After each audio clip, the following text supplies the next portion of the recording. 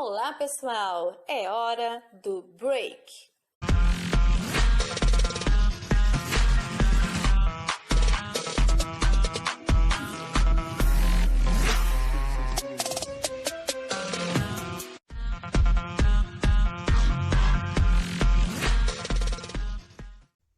Olá, pessoal! Graça e paz, sejam bem-vindos ao nosso bate-papo de hoje. Que alegria estar aqui com vocês. Tudo bem com vocês? Hoje a gente vai bater um papo muito legal. Um papo cabeça com esse pastorzão que está aqui com a gente, pastor Arley Dias, que é irmão do Tom Dias, para quem você já deve estar sabendo, né, gente? Pastor Arley, dá um oi para a galera aqui, meu filho. Paz, pessoal, sejam todos bem-vindos aí ao nosso bate-papo, né? Esperamos em Deus que dê tudo certo aqui, né? E que seja bem proveitoso essa nossa conversa de hoje, né? E realmente é uma conversa aqui.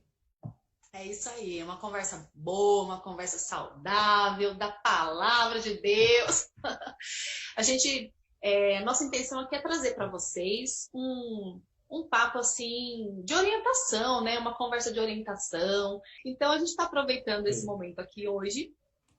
A gente conseguiu essa agenda com o pastor para a gente conversar sobre esse assunto. Em primeiro lugar, dissesse para a gente o que é julgo, literalmente, o que significa essa palavra, certo? E aí a gente já traz também para o texto bíblico, porque julgo desigual não tem relação só com casamento, né? Essa é a ideia, né?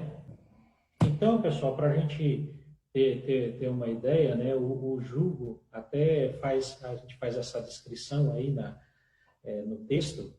É uma madeira, né? Uma madeira na qual vai se juntar, e mais especificamente, dois bois, né? Para quem já viu carro de boi, né? Tá ali, claro, o jugo, né? Tem algumas cidades que elas mantêm essa coisa legal da história, né? Características das suas cidades, o interior, ou mesmo em grandes cidades, sempre há algumas festas que a gente vê, né, ali o carro de boi. Então, é essa madeira, né, que faz essa junção dos dois, né, dos dois animais aí, né? É por isso que aí a gente vai entrando no assunto, né? É por isso que a palavra vai falar dessa questão do jugo desigual em relação ali nessa característica dos animais. Porque para eles não teria como colocar um boi forte, né? Ou um boi já formado e um bezerro ali, né? Para puxar para fazer essa junção. O próprio jugo, ele não ia alcançar o pescoço, né? Porque o formato do jugo é legal que vai ali o formato do pescoço do boi, né? Para onde vai descansar essa madeira. E aí você põe um boi mais forte e um bezerro, vamos dizer assim, sem chance de conseguir, né, alcançar algum objetivo. Se pensarmos num outro animal, um cavalo ou o jumento, né, que era bem utilizado também, não dá certo, porque são raças diferentes, forças diferentes.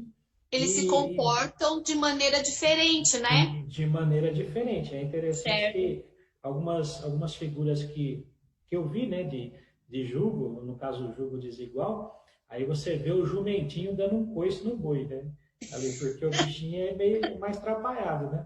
Então não dá. Então há essas comparações, né, em relação a essa desigualdade, né? Certo. Então essa é a explicação literal do que é o jugo. Do que é o jugo. Vamos dizer, é esse instrumento, né, essa madeira que é colocada nos animais para que haja essa junção. Aí, havendo a junção dos animais, eles vão trabalhar de uma mesma forma para puxar essa carroça, certo. Ou para arar uma terra, ou para, vamos dizer assim, fazer o vinho, né? Moer cana, alguma coisa nesse sentido. A produção, né? Para poder produzir.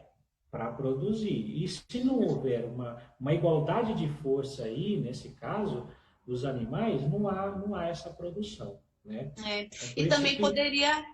poderia sobrecarregar um dos dois, né? Um dos animaizinhos, no caso, né? Sobrecarregar um. Com certeza, né? Tá.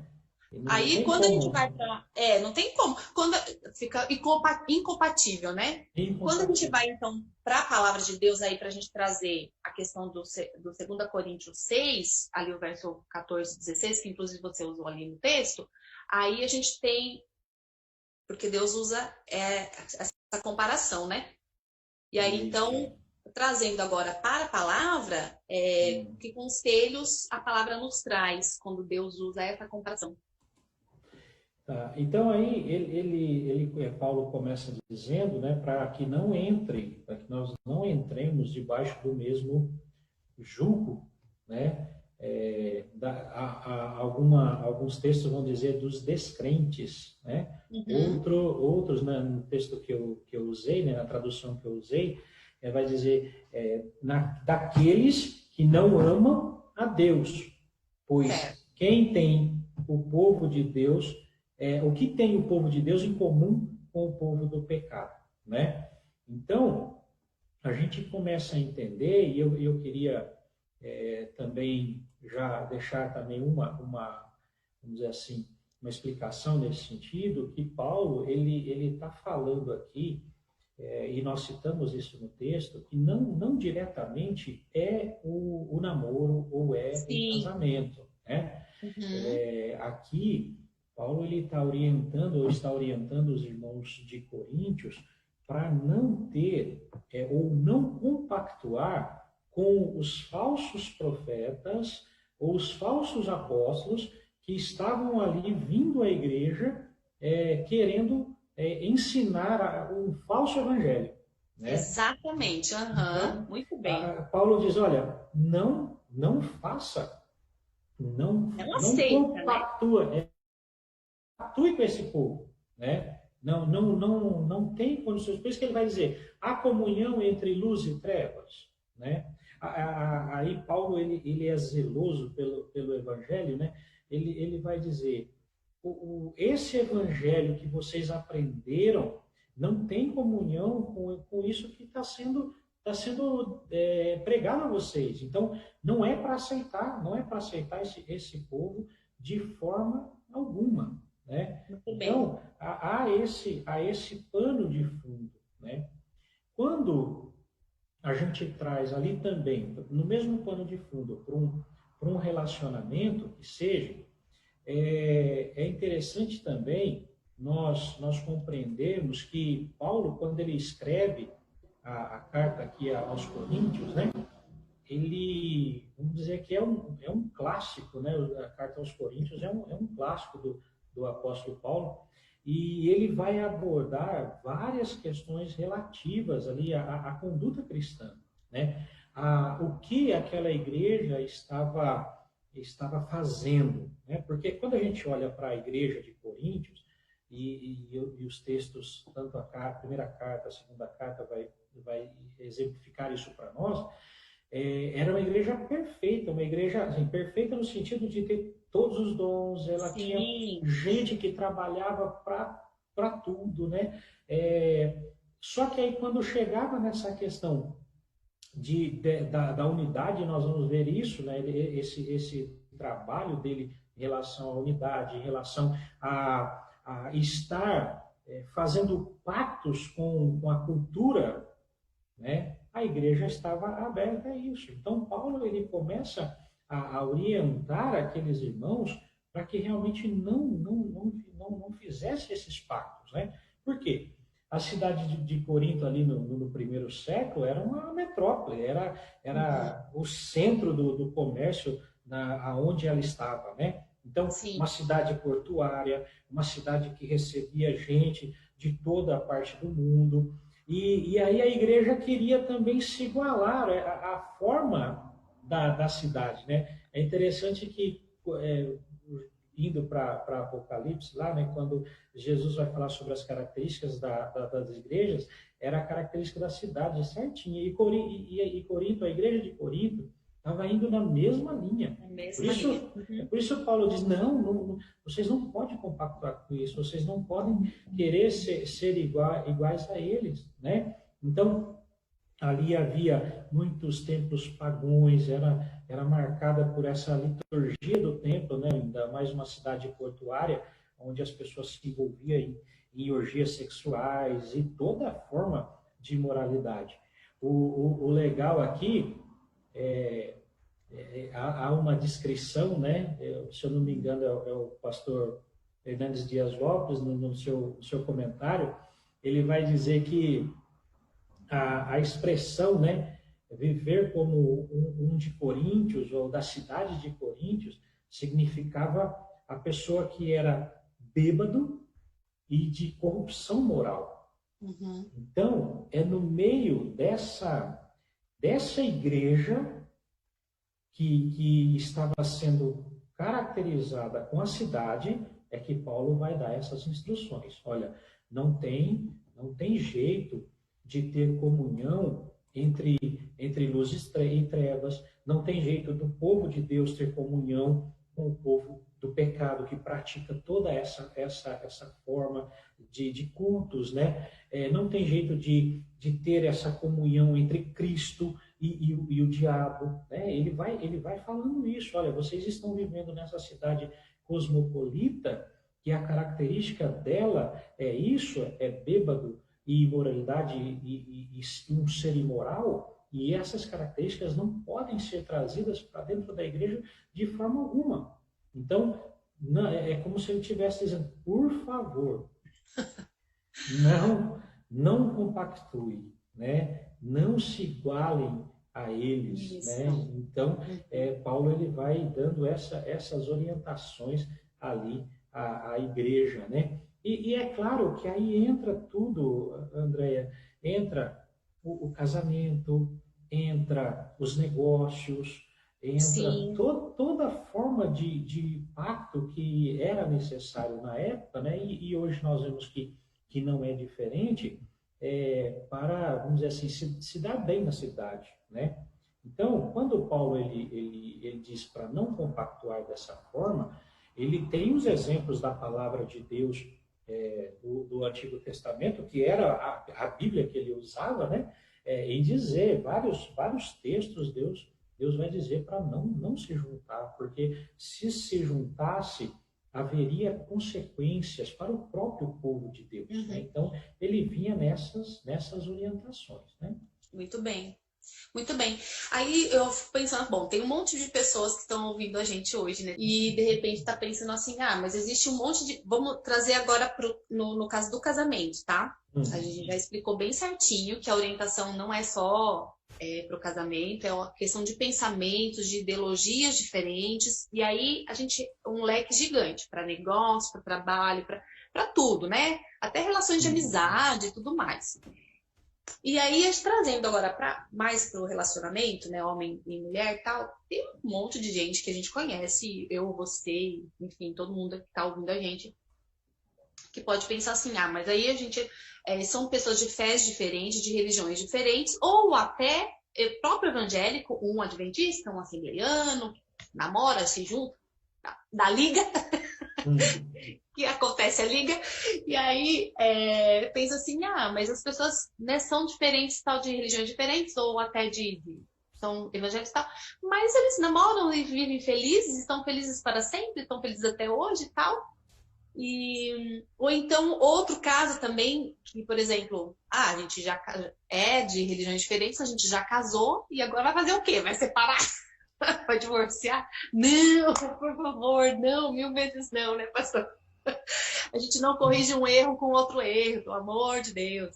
Então, eu queria, nesse pensamento, quando vem a orientação bíblica, quando Deus nos dá uma orientação, é para nos dizer assim, olha, vocês vão ser mais felizes, as coisas vão ser mais tranquilas, se você for por esse caminho. Quer dizer que a gente, na mesma fé, não tem problema? Claro que não, né, gente? Todo mundo tem as suas questões também. Não é porque nós dois adventistas casamos que nós não, nossa, um mar de rosa. Nunca sofreremos, nunca passaremos um perrengue. Isso não é verdade. Não é verdade, não é mesmo? Agora, é mais arriscado? A gente corre um risco maior de ter mais problemas se a gente tiver fés diferentes, culturas muito diferentes. Por que, né, que Deus deu essa orientação? Sempre recomendações, né?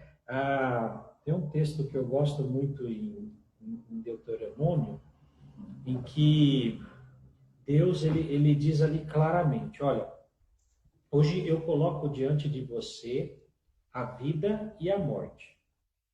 Escolha, pois, a vida para que vivas, você e a sua descendência, a sua família, e por aí vai, dependendo da tradução. Então, Deus, em todo o tempo, ele dá as orientações, recomendações e orientações. Olha, escolha, eu coloco diante de ti, a escolha é nossa. Sim. Sempre será nossa. A escolha sempre será nossa. Nessas nossas escolhas, nós teremos consequências, né? Consequências boas ou consequências ruins, né? Que é uma coisa também que eu gosto de dizer aos meus filhos, né? Ó, a obediência e a desobediência tem consequências, né? E em relação às orientações que Deus nos dá, é da mesma forma. Por quê? Eu tenho direito à escolha. E isso Deus nunca vai tirar da gente. Nunca. Só que assim, nós precisamos saber que as nossas escolhas, elas terão consequências, né? Então, quando há essa orientação de Deus, e eu volto lá, que essas orientações vêm desde do Antigo Testamento lá, toda a caminhada, né? Deus vem falando, olha, eu separei vocês, não se misturem lá, porque se misturar pode dar alguma coisa errada, pode dar, não, dá alguma coisa errada, né? Deus é claro com isso, não abra concessões, né? Então, ele vem orientando. Nós fazemos as nossas escolhas, e aí naquilo que você citou. Muitas vezes, as nossas escolhas são pessoas que não estão no nosso vínculo religioso, né? Muitos dão certo, dão certo.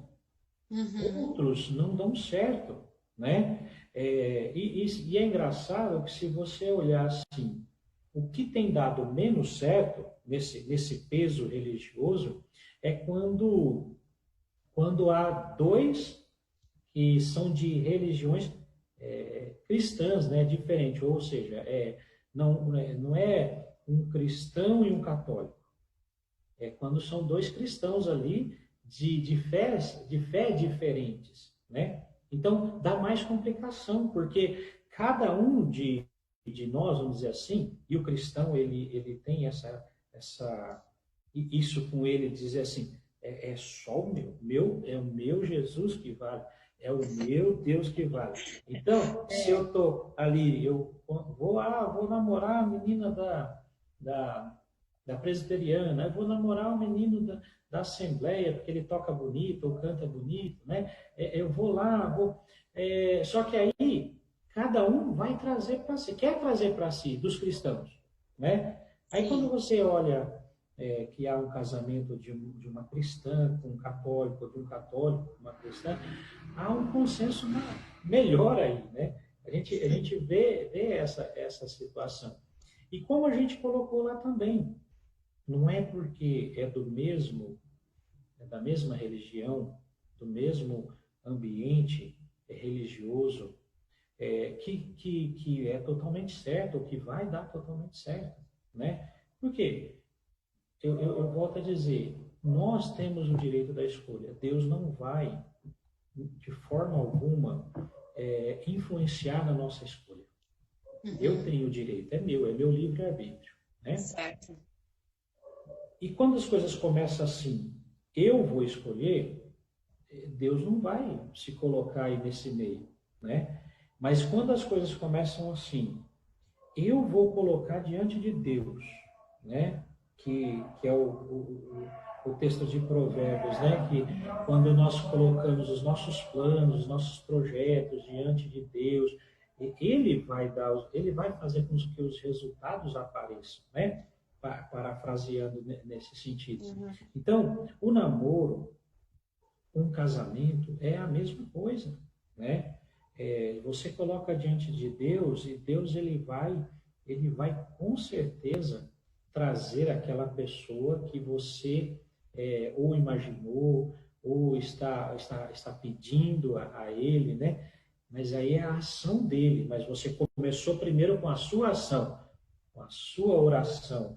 Senhor, eu estou servindo a Ti, quero uma pessoa que sirva a Ti também, a pessoa da sua escolha, né? Quantas histórias de casamento a gente ouviu, né, e ouve nesse sentido, que começaram assim, né, com esse pedido de oração, né, com essa ação. Eu digo que eu posso até aqui, né, exemplificar meu próprio filho, né? Ele disse isso, né? Ele falou para a gente, antes deles assumirem o namoro propriamente dito, eles disseram, né? Nós estamos orando, né? Então, a gente vê esse cuidado do jovem, né? E isso é bom para a gente. E aí Deus, ele vai agir segundo a graça dele, a misericórdia dele, nessa primeira ação que nós fizemos, né? Mas se a primeira ação minha for, eu vou fazer do meu jeito, né? É porque isso, é porque aquilo. Não. Com certeza vai ser frustrado, né? Essa escolha, né? É isso mesmo. Gente, tenha paciência, primeiro para o nosso público jovem, né? Para a nossa galerinha, vamos dizer assim, né? E calma, gente, né? Tenha calma, vamos esperar em Deus, né? Então, duas coisas que a gente quer deixar muito claro aqui, né, pastor? Você já casou com uma pessoa que não era da mesma fé que você? Ai, teve um caso, deixa eu contar. Um rapaz escreveu, e eu achei tão brilhante o jeito que ele escreveu. Ele colocou num dos comentários assim, olha, que a esposa era da igreja, quando eles se conheceram, ele não era da nossa igreja, mas ela era. E quando eles se conheceram, daí aconteceu várias coisas na vida deles e ele acabou se tornando cristão também e vindo congregar na nossa igreja. Se batizou e tal, antes até deles casarem. E ele falou assim, mas eu sei que a minha realidade não... E graças a nós estamos bem, vivemos bem, graças a Deus. Mas eu sei que a minha realidade não é de muitos casais. Então, se eu puder aconselhar alguém, não se arrisque. Ele, olha só, ele que não era cristão falando isso. Mas ele escreveu de um jeito delicado, de um jeito educado, sabe? Eu achei muito bacana. Então, assim, se você já casou, tá aí com uma pessoa, né? Que casou já... Gente, não é pra separar não, né, pastor? Pelo amor de Deus. Não faz isso não. Não faz isso não, por favor. Agora, se a gente puder dar um conselho, né? Assim, você pastor, que cuida das suas ovelhinhas aí, tem seus filhos também, né? Criando seus filhos, adolescente e tal. E eu também tenho uma filha adolescente. Minha filha tem 15 anos. E assim, se eu puder aconselhar, eu vou dizer para ela, calma, espera, ora, né? Pede lá do jeitinho que você quer para que Deus possa te atender. Seja obediente, né? Faça as coisas para o Senhor com o coração e Deus vai te ouvir. Mas se a gente puder, então, aconselhar nossos jovens hoje, o que a gente diria para eles, então, em relação a isso? Não, essa a ideia mesmo. Olha, colocar diante de Deus. É a sua vida. Tem um livro que diz vida com propósito, né? É a sua vida com propósito diante de Deus, né? Você ser submisso também a essa voz de Deus. Porque, assim, a partir do momento que eu coloco diante de Deus, eu descanso em Deus, né? Porque tem tempo para tudo, né? Tem idade para tudo, tem tempo para tudo. Então, muitas vezes a gente quer dar o passo aí, antecipar, né, algumas situações, e esse antecipar, logo depois que a gente coloca na mão de Deus, né, é como aquilo. eu falo muitas vezes, né? A gente, não, Senhor, né? Segura aí. Só que eu não solto, né? Eu continuo segurando também, né? Eu pedi para Deus tomar conta da minha situação, do namoro, para o casamento, né? Ah, mas não, mas eu consigo fazer a minha parte ainda, né? Eu estou passando para o Senhor, mas eu consigo fazer a minha parte, né? Não, É, aí não dá certo, né? Mas é deixar, é descansar em Deus, né? O Salmo 37, ele é claro nisso para a gente, né? Realmente deixar ali, ó, deixar Deus agir, né? Deixar o caminho, o caminhar em nosso. Mas esse caminho que é preparado é por Ele, né? amém. Uhum. E a caminhada a dois, vários textos, né? Ele vai dizer que essa caminhada é melhor, né? Sempre a dois, porque se um cair, o outro está ali para levantar, né? Deus ele deixa claro isso lá no início. Olha, não é bom que o homem esteja só, não é bom que estejam só, né? É melhor que caminhem dois, é melhor Exatamente. mas esse caminho precisa ter o mesmo foco, né? Porque o que a gente vê muitas vezes? Que mesmo as pessoas da mesma denominação têm foco diferente, né? Exatamente, é isso Aí mesmo. o caminhar ele não Aí a tá, casa cai. não é saudável, né? Então, É, é bom que não chegue nem na casa, né? Que continue o caminho ali para que ambos tenham oportunidade de caminhar outras vezes, né? Por isso que a gente sempre fala que o namoro realmente é esse conhecer, né? uhum. É, essa caminhada junto, conhece. Ah, mas nós temos aqui algumas coisas que precisam ser acertadas. Beleza, então acerta agora, né? Porque Sim, muitas vezes o que a gente ouve, né? Ah, não, o namoro, poxa, no momento do namoro eu cedo em várias situações, eu cedo em todas as situações, tanto para pois um é. quanto para outro, né? Aí depois quando casa, não, agora estou bem, né? Já É. casei, então eu não cedo mais. Poxa, aí Aí complica começa a dar o também. choque, né? Aí começa a É, chocar as ideias. aí sim pode ser que a casa caia, né? Aí É. você Porque vai daí as pessoas casar. falam assim, ah, gente, por que que você separou? Por que que vai separar o casal, né? Você está aconselhando o casal, né? Por que que vai É, separar? Incompatibilidade. Eu falei assim, mas gente, como assim compatibilidade de incompatibilidade? gênero. Depois que casou que vai ver que não tem compatibilidade? Como assim, pessoa? Ó, porque, boa, porque na maioria dos casos, o cônjuge cristão enfraquece e acaba se afastando. Por exemplo, né? Casou um que não é cristão com um cristão, Sim, certo? sim. Aí casou, já é diferente ali. É. Aí ele falou, por que que na maioria dos casos que isso acontece, o que é cristão acaba cedendo e acaba se afastando daí da igreja, né? Acaba se afastando de Deus, não digo de Deus, né? Mas se afastando da igreja Se e afastando. por que que acontece isso? É, Não é é, é, sempre, mas acontece mesmo, né? acontece. Podemos dizer que é quase natural, dependendo da situação, né?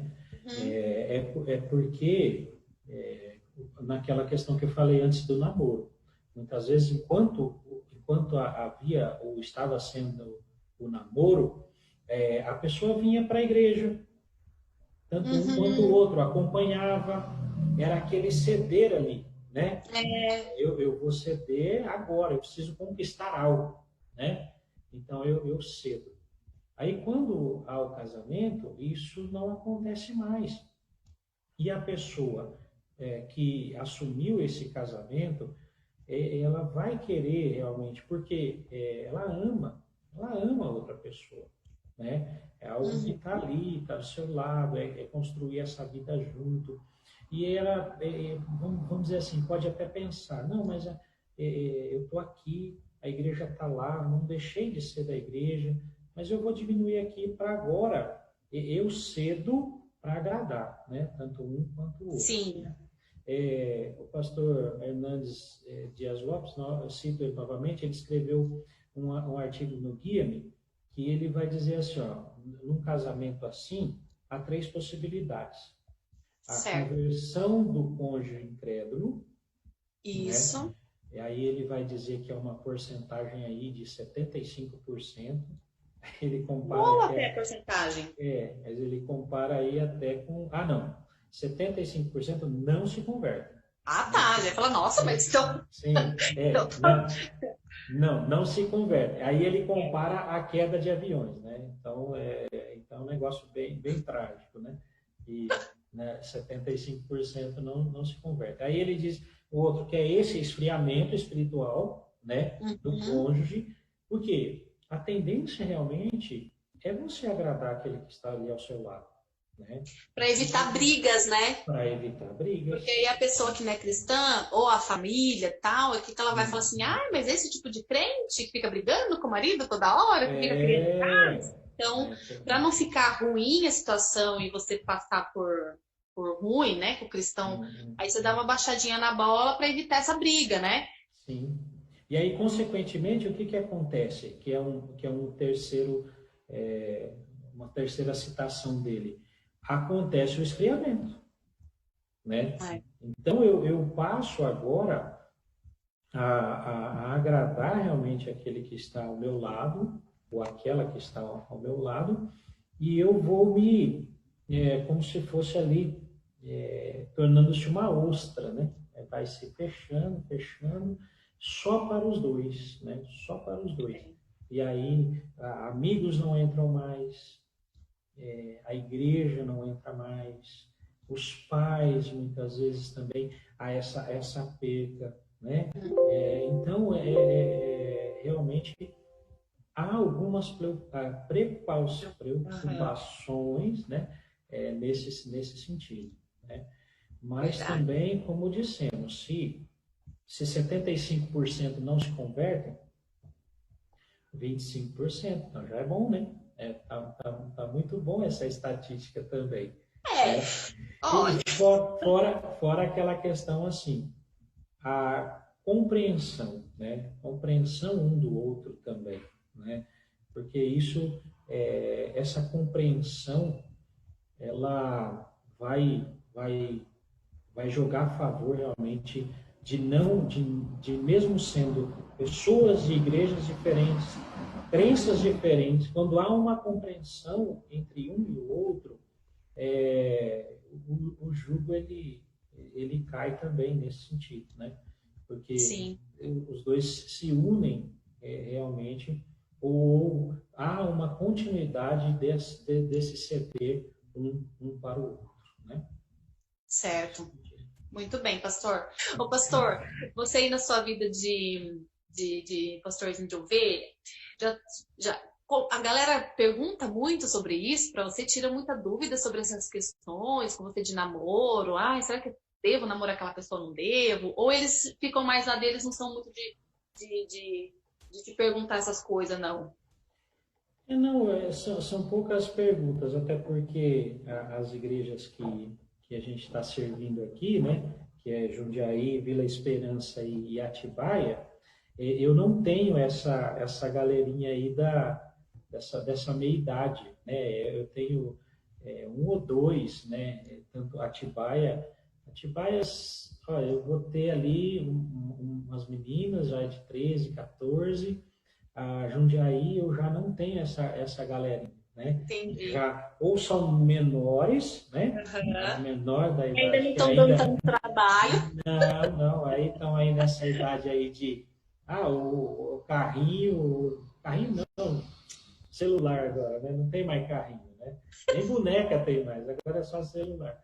Que está ali nessa fase do celular, mais tranquilo, e depois já a galerinha mais velha, né? Que também já é bem situada nisso aí, ou já estão namorando, ou ainda não estão namorando, mas tá aí na sua fase de faculdade, desse Então, empenho uma fase mais de tranquila, né? trabalho. Então, Você tá de bom, então, né?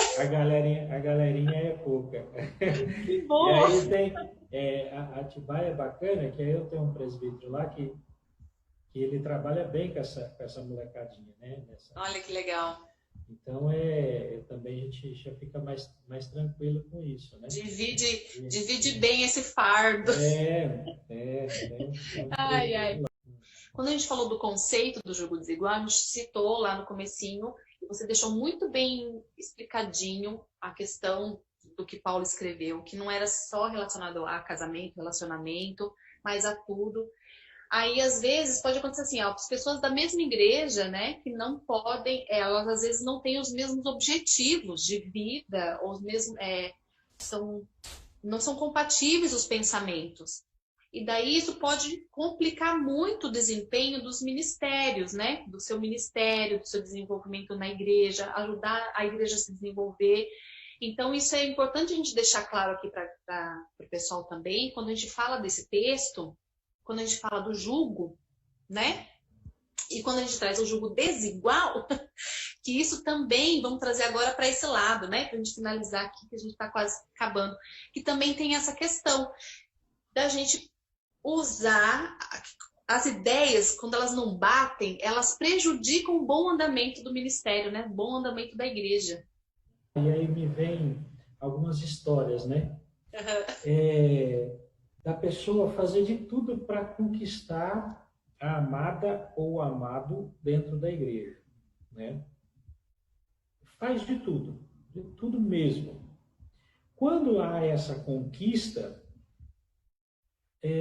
a pessoa ela se torna totalmente ciumenta, né?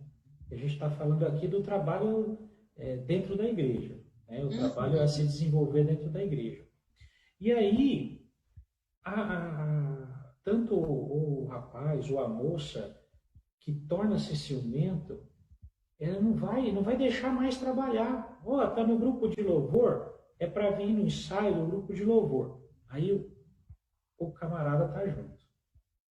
É para ir no ensaio da coreografia, o camarada tá junto, né? Não dá espaço para a pessoa continuar desempenhando as tarefas dela, o serviço dentro da igreja, né? E isso pode acontecer. A gente ouve bastante história ou já ouviu bastante história nesse sentido, que aí acaba que nenhum nem o outro faz, mas aí você perdeu alguém que era ativo no ministério, você perdeu por causa desse namoro, né? Aí a gente já pode dizer tranquilamente, não é saudável, né?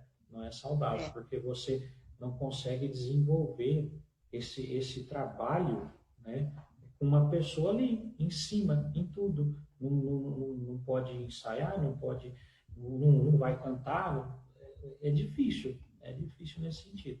Então, Exatamente. o ministério aí vai por água abaixo, realmente, né? Então a gente vê que já serve uma orientação aí que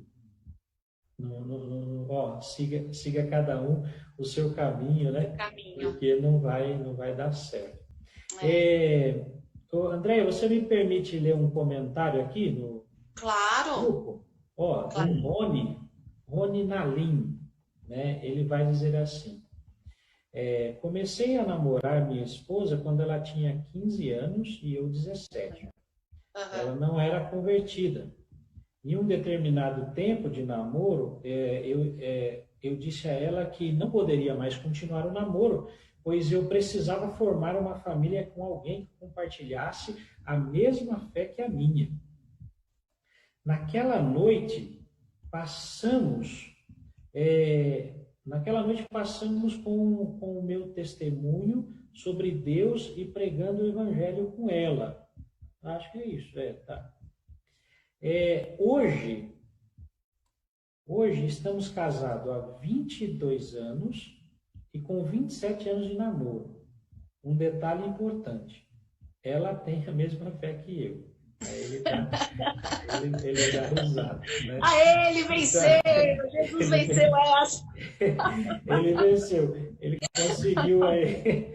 Conseguiu, ele A está naquele taxa, 25%. a taxa dos 25%. Então, esse é um testemunho bacana, né?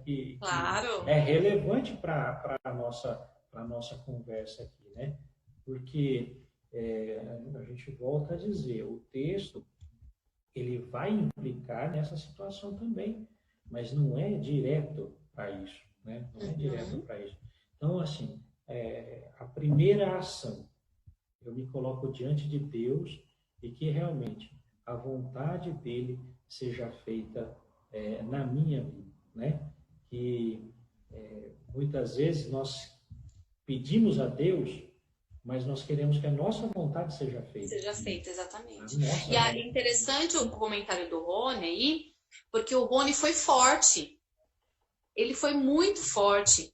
Porque poderia ser justamente o contrário, ele poderia, estando apaixonado, né, com todo o envolvimento, do amor e tal, é muito fácil ele se desviar, então, da fé para continuar com aquela pessoa com quem ele está apaixonado. Então, poderia ser o contrário, não é verdade? Só que ele foi forte, ele falou, não, ó, eu tenho uma convicção, a minha fé, e se ela quiser, ela vai ter que vir comigo. Expôs isso, né? Claramente. Então, mas isso não acontece sempre. Isso que a gente gostaria de deixar aqui para você que está ouvindo, para quem leu o texto, para quem está nos acompanhando, que para quem vai ver depois o vídeo, que vai ficar aí gravado para vocês, é justamente isso, a questão da convicção da nossa fé. Não é verdade? Porque nada pode nos tirar desse caminho. Não tem um texto bíblico? Você é melhor do que eu para a citação bíblica.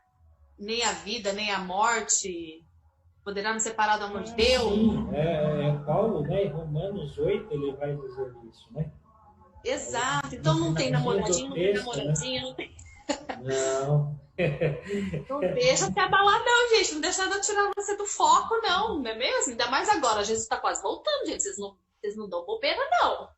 Não, ainda mais nesse texto, né? Que ele começa dizendo que ali em Cristo já é nova criatura, né? Então, é o primeiro versículo desse texto, né? E depois ele vai trazer lá que em Cristo nada pode nos separar, né? Desse amor realmente, né? Então essa convicção, né? De fé, né? De persistência, de não ceder, né? Aí é o que a gente entra. Você fala desse texto e já remete a Romanos, né? 12 aí, que é algo que a gente sempre gostou de falar com os jovens, né? Sempre falou nisso, que é não realmente se amoldar aí ao modelo do mundo. Então, porque um está fazendo, nós também podemos fazer. Não, você é especial, né? O jovem cristão é especial para Deus, né? Tem o mesmo valor, ou o valor do sangue de Cristo derramado, né?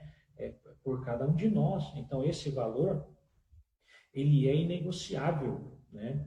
Então, cada um de nós mesmo, não podemos nos amoldar a essa forma, né? Essa forma que Paulo vai dizer ali. E aí é interessante que nesse mesmo texto ele diz, quando nós não nos amoldamos, quando nós não nos igualamos ao mundo, nós vamos experimentar as boas coisas de Deus, as coisas agradáveis de Deus na nossa vida. Então, jovem, meu irmão, minha irmã, os amigos que estão nos assistindo, quando você entende essa fidelidade que é colocada diante de Deus, né, e pratica as coisas de cristão, né, que muitas vezes vai dizer que cristão não tem liberdade, mas eu até hoje me questiono isso, né? Qual a liberdade que nós não temos, né? Nós, primeiro, já somos mais livres do mundo, né? Somos livres em Cristo, né? Então nós temos